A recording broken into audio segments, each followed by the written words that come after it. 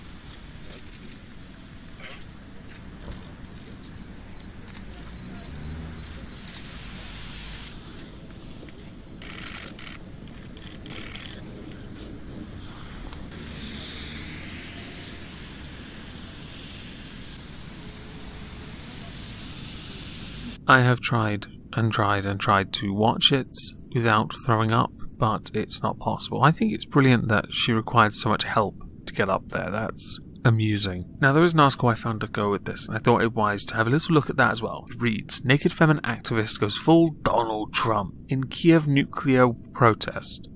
There she blow.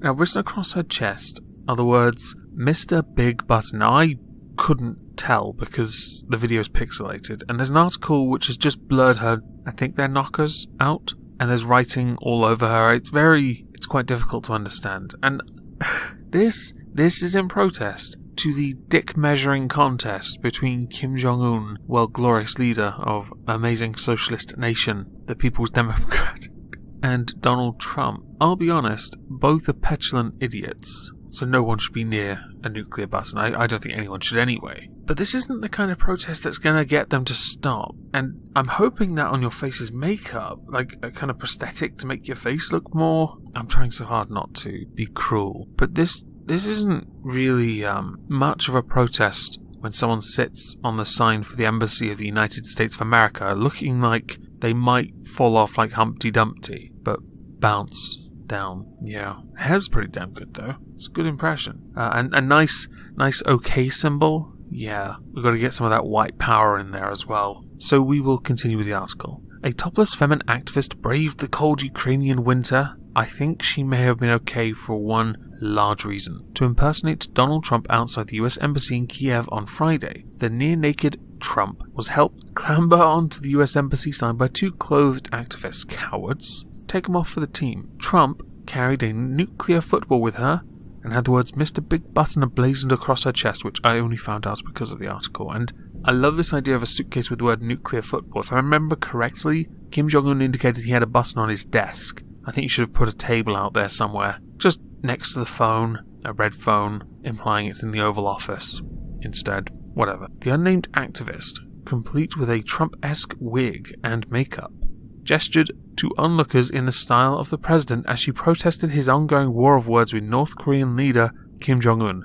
Let's quickly assess this war of words. Kim Jong-un says a bunch of really stupid shit in his little delicate, precious, cute, adorable politics. Whatever that big room is where he does it, I guess. 누군 결코 나와 우리 국가를 상대로 전쟁을 걸어오지 못합니다. 번터 전역이 우리의 핵 타격 사정권 안에 있으며 핵 단추가 내 사무실 책상 위에 항상 놓여 있다는 것. 이는 결코 위협이 아닌 현실임을 똑바로 알아야 합니다. Where he makes declarations and his sycophants applaud, smile, laugh and do everything that they have to do to not be fed to dogs. Donald Trump, he does what he always does on Twitter. He aggravates everyone. He could cure cancer. He would still be chastised for it. In some way, he'd be told it's somehow a symbol of white power. During his New Year speech, the Democratic People's Republic of Korea leader stated that the US is within range of our nuclear strike and a nuclear button is always on the desk in my office.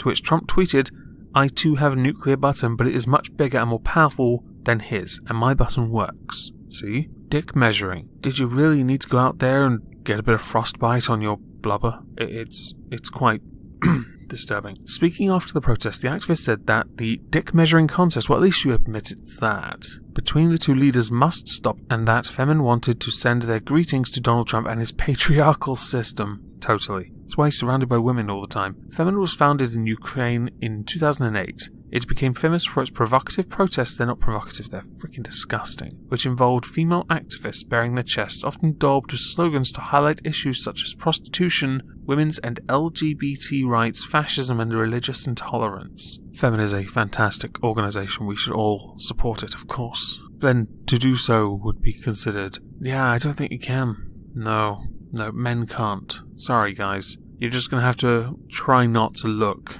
at the body positive, obviously totally beautiful impersonators. And if any of you skipped dinner because of this, or may skip a few meals, I apologise.